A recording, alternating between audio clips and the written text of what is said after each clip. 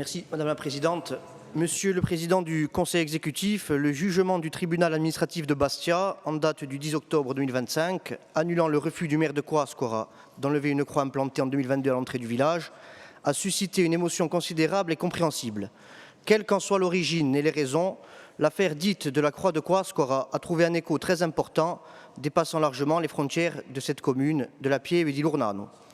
Au-delà des tentatives d'instrumentalisation politique de part et d'autre de la Méditerranée, instrumentalisation que nous refusons sans équivoque,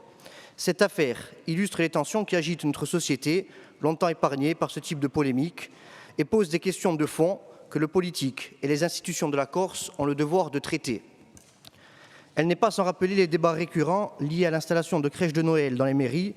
ou la proposition plus récente du Conseil supérieur de l'éducation, que nous rejetons formellement, de renommer les vacances scolaires de la Toussaint et de Noël en vacances d'automne et de fin d'année. Pour notre part, si nous sommes attachés au principe de laïcité qui consacre la liberté de chaque citoyen de croire ou de ne pas croire et que les pouvoirs publics doivent protéger, nous pensons que son application se conçoit et s'articule avec la société dans laquelle elle s'exerce.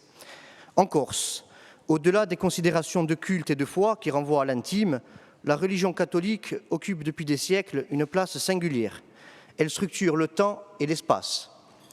Notre hymne, notre fête nationale, les noms et fêtes patronales de nos villages et de nos villes, les confréries, les processions religieuses populaires, les églises, les chapelles, les cimetières, les croix, évoquent cette réalité historique, sociale, culturelle et sociétale complexe. Cette dimension centrale de la culture catholique n'exclut en rien les autres croyances et les autres cultes, pas plus qu'un interdit de ne pas croire. Elle n'empêche donc pas les Corses de toute confession de vivre et de pratiquer leur foi dans la sérénité. Nous sommes donc partisans d'une laïcité apaisée, bienveillante et adaptée à ce que nous sommes historiquement et culturellement en tant que peuple.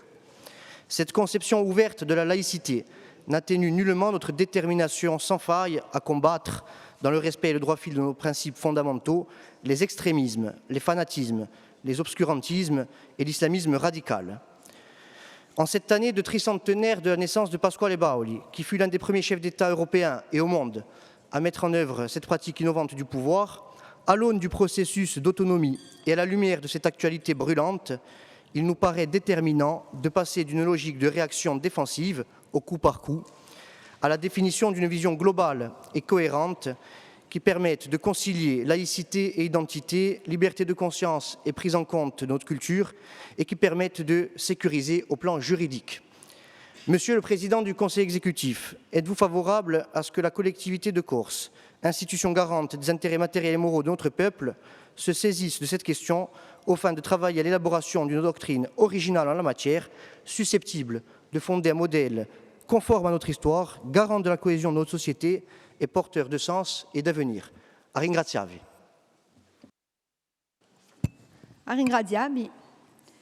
Allora l'esecutivo ha da rispondere. Ringrazio per vostra questione, une question qui est également une forme de projet et un appel à travailler ensemble. Je ne surprendrai personne en disant que je me reconnais tout à fait dans les termes de votre intervention et disons-le clairement, oui, en ce qui me concerne, en ce qui nous concerne, nous sommes partisans d'une laïcité apaisée, bienveillante et adaptée à ce que nous sommes historiquement et culturellement en tant que peuple. Une conception ouverte de la laïcité, pour reprendre vos termes, qui se concilie de façon naturelle avec notre détermination à combattre, dans le respect et le droit fil de nos principes fondamentaux, les extrémismes, les logiques de surenchère, les volontés d'instrumentalisation, mais également et évidemment les fanatismes, les obscurantismes, les communautarismes et l'islamisme radical. Ceci étant posé, quels pourraient être les postulats et les socles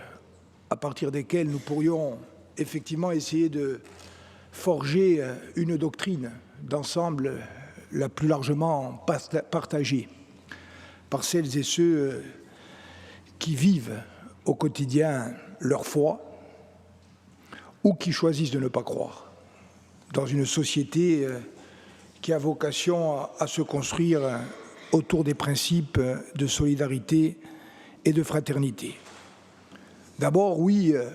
le redire clairement, la Corse est historiquement chrétienne.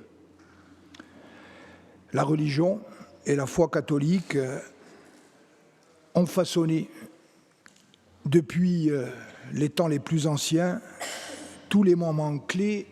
de la vie communautaire de notre petit peuple. Les fêtes, les deuils, les processions, le cycle des saisons, lorsque nous étions encore une société agro-pastorale, le nom des lieux comme celui des gens, à tel point qu'aujourd'hui encore, et c'est surprenant pour l'observateur extérieur, sans que nul, au moins jusqu'à aujourd'hui, n'ait trouvé à y redire, nous pouvons de façon naturelle assister à la bénédiction d'un ouvrage public ou d'une rencontre sportive, ou encore faire le choix ensemble, Madame la Présidente, d'envoyer un bouquet de fleurs pour une occasion religieuse, qui n'est d'ailleurs pas un geste que nous faisons uniquement pour la tradition catholique, mais que, dans une logique de respect de toutes les religions, nous adaptons en fonction des cultes. Alors, cela nous constitue, en tant que peuple, c'est un fait qui est à la fois culturel, mais également politique et historique. Vous évoquiez le 300e anniversaire de la naissance de Pasquale Bauli. La révolution de Corse au XVIIIe siècle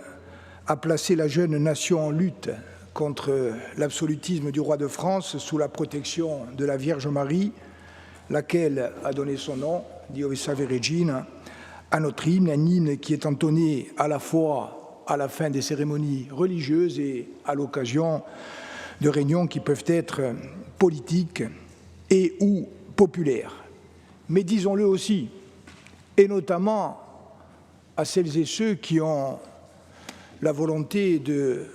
réinterpréter l'histoire. Oui, Pasquale Bauli, comme toutes les femmes et tous les hommes de son temps, avait une relation très forte à la religion catholique, qui accompagnait régulièrement la vie du jeune État corse. Mais disons aussi, sans faire de réinterprétation a posteriori, que le choix a été très clairement de nourrir la Révolution de Corse de l'esprit et des principes des Lumières, et notamment des principes gravés dans la première constitution écrite de tolérance religieuse, de séparation des pouvoirs et de droit au bonheur. Et je remercie le professeur Gradiani, que j'ai interrogé dans la perspective de votre réponse, de m'avoir notamment réappris, voire appris deux éléments importants. Le premier, la lettre bien connue de Pasquale Bauli à son ami anglais Burnaby, l'affaire dite du juif de l'île Rousse. Je le cite un instant, ce nouvel établissement, l'île Rousse, Angèle Bastien n'est pas là, ce nouvel établissement, puisque la ville a été fondée sur décision de Pasquale Bauli, je cite la lettre, ce nouvel établissement, bien que composé pour la plus grande partie d'étrangers de différentes nations et religions, a obtenu de pouvoir envoyer son représentant à la consulte. On voulait exclure un juif du vote pour cette élection, mais celui-ci s'est fait entendre et a reçu un avis favorable. La liberté en Corse ne confesse pas et ne consulte pas l'Inquisition. Fin de la citation de Pasquale Bauli. Et un deuxième épisode qui est peut-être un peu moins connu, c'est le rapport de Bauli à son retour en Corse à la constitution civile du clergé, qui est en quelque sorte le premier épisode d'une geste politique qui va conduire jusqu'à la loi de 1905. Et Pasquale Bauli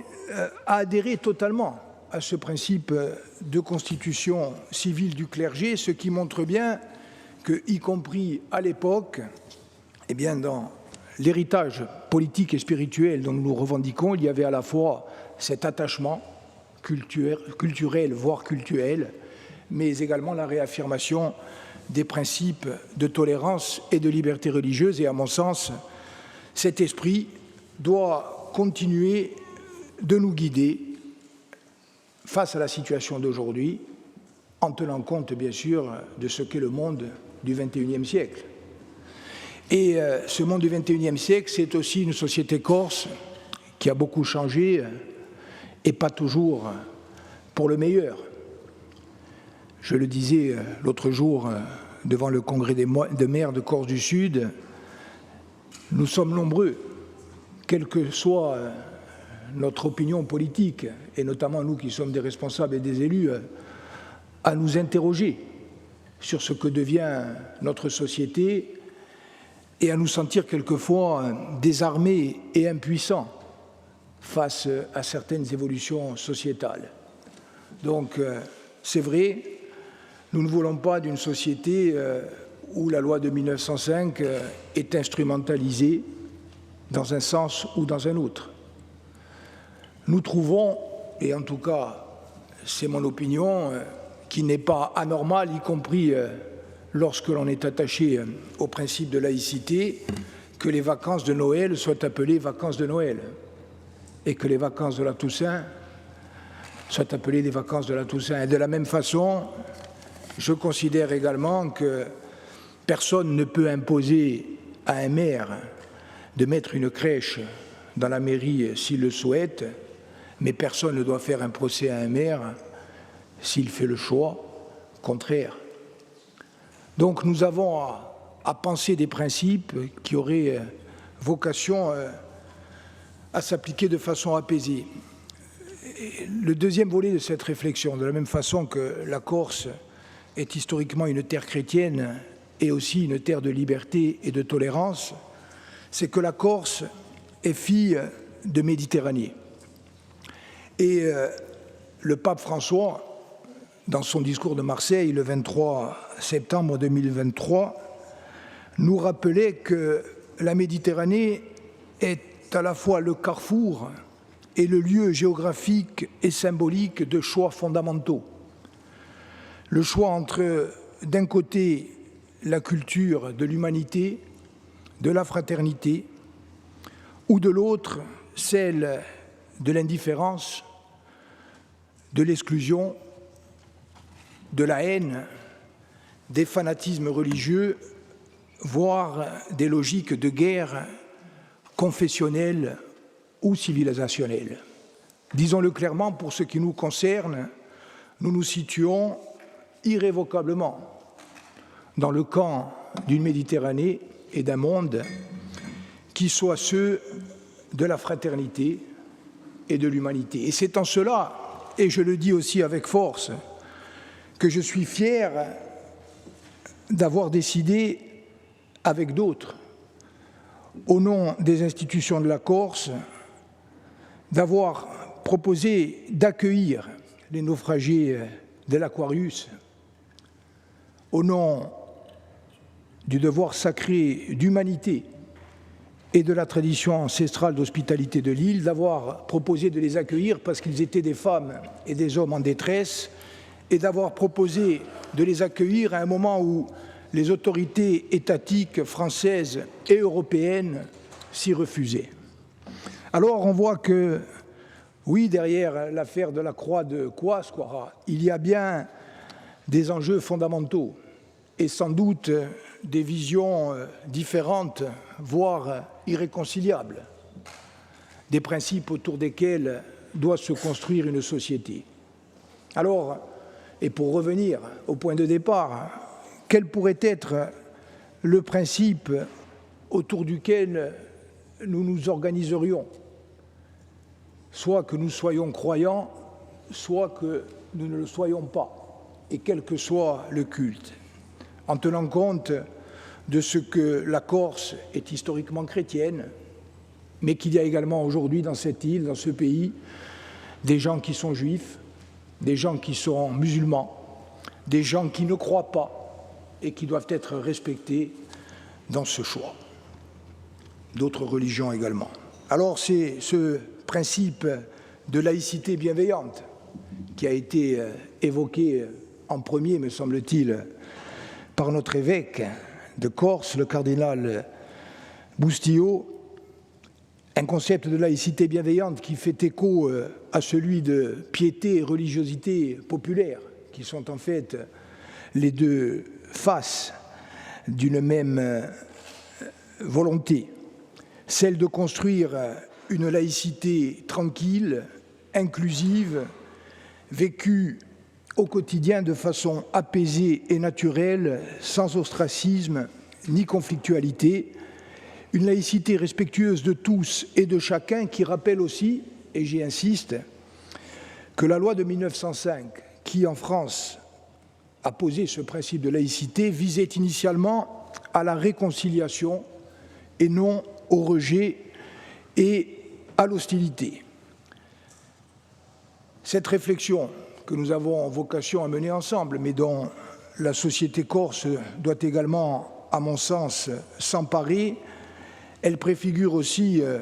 les choix de société que nous avons à faire. En ce qui nous concerne, le projet méditerranéen fait sens. Nous avons à le construire avec nos partenaires naturels de la rive nord, mais également avec ceux de la rive sud. Et en ce qui concerne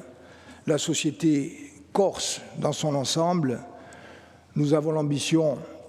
et je crois que nous saurons nous donner les moyens, de construire un modèle qui tienne à la fois compte des racines d'un peuple, qui réponde aux besoins de sens et de spiritualité de la société contemporaine,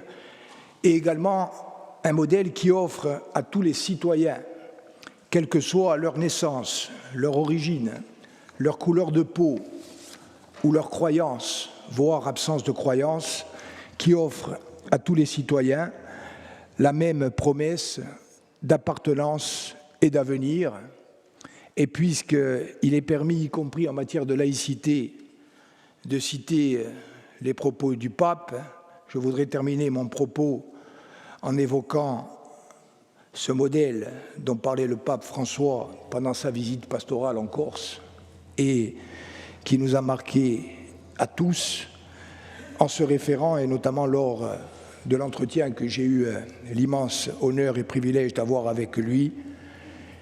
lui qui me disait, comme il l'écrivait en 2013 déjà, « Je crois en l'homme. Croyons en l'homme ».